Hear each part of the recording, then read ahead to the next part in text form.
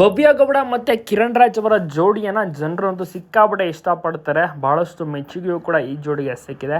ಸದ್ಯಕ್ಕೆ ಕನ್ನಡ ಧಾರಾವಾಹಿಯಲ್ಲಿ ಸೂಪರಾಗಿ ಮಿಂಚ್ತಾ ಇದ್ದಾರೆ. ಬಹುಬೇಡಿಕೆಯ ಜೋಡಿ ಅಂತಲೇ ಹೇಳ್ಬೋದು. ಕಿರಣ್ ರಾಜ್ ಅವರು ಅಷ್ಟೇ ಕಿರುತೆರೆಗೆ ವಾಪಸ್ ಬಂದು ನಡೆಸ್ತಿದ್ದಾರೆ, ಗ್ರೇಟ್ ಅನ್ಬೋದು. ಬಿಗ್ ಬಾಸ್ನಲ್ಲಿ ಮಿಂಚಿದ್ರು ಭವ್ಯ ಅವರು. ಮೊದಲ ಧಾರಾವಾಹಿ ಅಂದರೆ ಇವರಿಗೆ ಒಂದು ಗೀತಾ ಧಾರಾವಾಹಿ, ಅದು ಕೂಡ ಸೆನ್ಸೇಷನ್ ಆದಂಥ ಧಾರಾವಾಹಿ. ಈಗ ಸದ್ಯಕ್ಕೆ ಕನ್ನಡದಲ್ಲಿ ಸೂಪರಾಗಿ ಒಂದು ನಿಧಿ ಪಾತ್ರವನ್ನು ಭವ್ಯ ನಡೆಸ್ತಾ ಇದ್ದಾರೆ. ಸೊ ಇಬ್ಬರು ಕೂಡ ಕ್ಲೋಸ್ ಫ್ರೆಂಡ್ಸ್ ಅನ್ಬೋದು. ಬಟ್ ಜನರು ಏನಂತಾರೆ ಅಂದರೆ ಈ ಒಂದು ಜೋಡಿಯನ್ನು ನೋಡಿ ರಿಯಲ್ ಲೈಫ್ನಲ್ಲಿ ತುಂಬಾ ಚೆನ್ನಾಗಿ ಕ್ಯೂಟ್ ಪೇರ್ ಕಾಣುತ್ತೆ, ಒಂದಾಗಿ ಮದುವೆ ಆಗಿ ಅಂತೆಲ್ಲ ಕೇಳ್ತಾನೆ ಇರ್ತಾರೆ. ಹಲವಾರು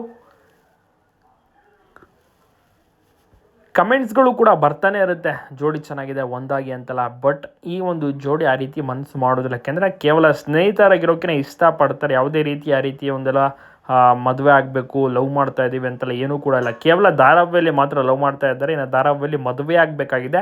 ರಿಯಲ್ ಲೈಫ್ನಲ್ಲಂತೂ ಇವರು ಮದುವೆ ಆಗೋದಿಲ್ಲ, ಆ ರೀತಿ ಆಲೋಚನೆಯೂ ಸಹ ಮಾಡಿಲ್ಲ. ಬಟ್ ನಿಮಗೆ ಜೋಡಿ ಎಷ್ಟು ಜನ ಕಮೆಂಟ್ ಮಾಡಿ.